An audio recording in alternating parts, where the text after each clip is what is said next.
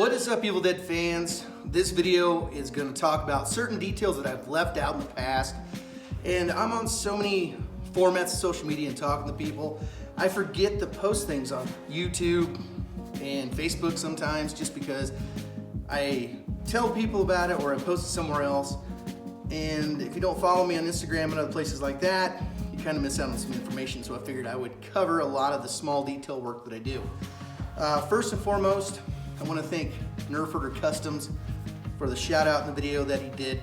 And if you don't know who Nerfurter Customs is, what he does is specifically mostly lightsaber, Star Wars, things like that. In my opinion, he's just a master of lightsabers, the sound, the detail, and he has an eye for it, but he's also an Evil Dead fan. So you definitely need to check it out. And also, he does have one of these, the Ultrafix Studios Evil Dead 2 Kandarian Dagger. Now mine's gonna go over, I'm gonna kind of redo the paint on the dagger part, but he shows it in his latest video when he shows his chainsaw, which is just simply awesome. And he puts a sound box in there and he demonstrates everything that he's done to it, and it looks great. Fantastic work. And like I said, he will show you his dagger, which is from the same file, and he will direct you also how to find out how to get one of these from Ultrafix Studios.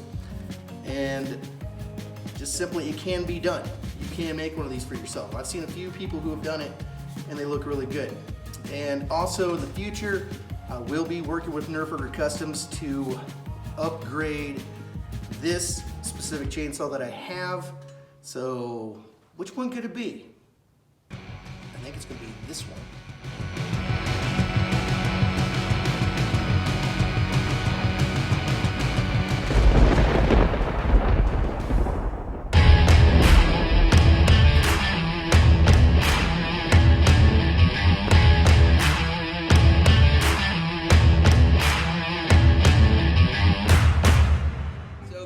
With that is to put some lights, some sounds, things into that chainsaw, and I think it's going to be really, really cool. It's going to be a nice collaboration between him and I.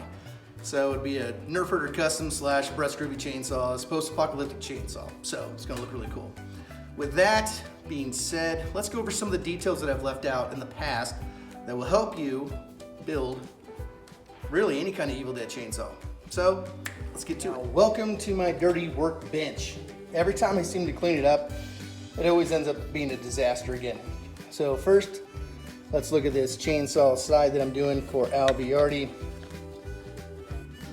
which he used to be XXX Gothman XXX on YouTube, and I think it's, what is it, Al's Stuff now, or something like that, but this is his. You can see all the grime it's put in, the paint's done, pull string's done.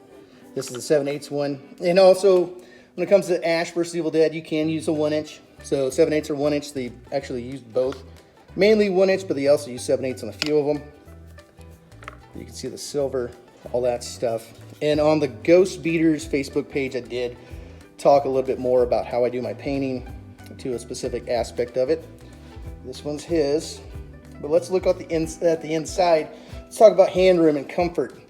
Now this piece right here, this is one of Rob from Evil Dead Chainsaws pieces that he sent Al, and Al wanted it on his chainsaw, so it's on there. And also this is one of Rob's grills from Evil Dead Chainsaws. Now what you're gonna look at here, you'll see that these are here, and what they're doing is they're covering up this hole and this hole right here. Just a little more coverage to cover up holes so you don't see your hand. So those are there.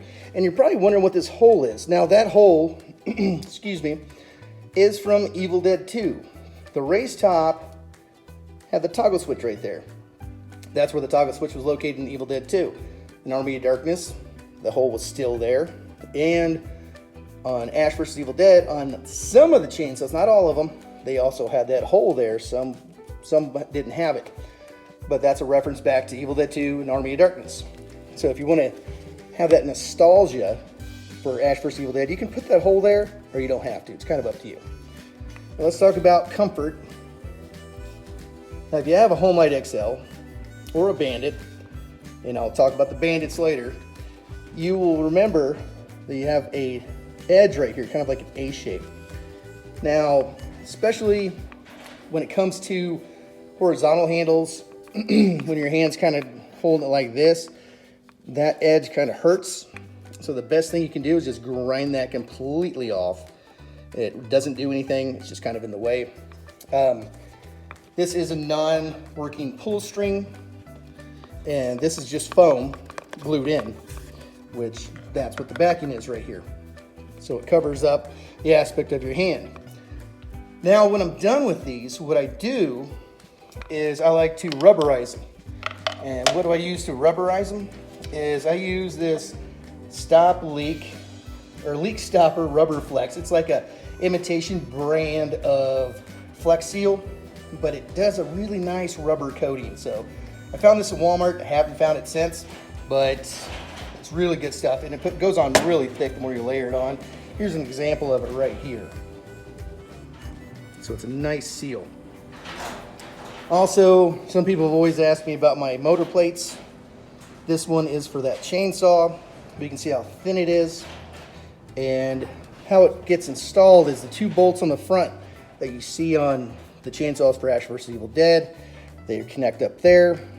They connect on the back of this resin piece, which this piece is metal. It's basically glued together. Then that steel plate goes across over to here and will connect in to the back side of the chainsaw on the outer side of the body. And what I mean by that is the hole right there. The bolt will go through here and connect here, and that's how it's connected. And when you're done, you just weather it over, or you can just leave it because you never see it. You just have to have a really, really small bolt. Now, getting back to this, you can see it's weathered over. One thing you'll notice that the flywheel or the sprocket is not on there and actually goes through here. And you got a bolt here that's holding your horizontal handle. Now, the reason why it's not installed is because first I'll have to install this on the body, put that bolt and nut through, because that flywheel will be in the way. So let's say if you have a real flywheel, what it does, it will actually cover that up. Now if you don't and you have a resin one like this one's a resin one. You can see right here, there's a round spot kind of drilled out. So when it's installed, this round spot will sit right on top, and this is for non-working, non-spinning. We'll sit right on top like that, and you'll get that nice depth or deep look right there, like it's raised up. So you don't have to use a bunch of washers or anything like that. I used to not do that and just lay it flat, but it became a problem with angles and things like that. And this is part of the 2-part system that I do. So you have ultimate hand room. Now here's the second part of it. Now this is one of the muffler pieces that I do.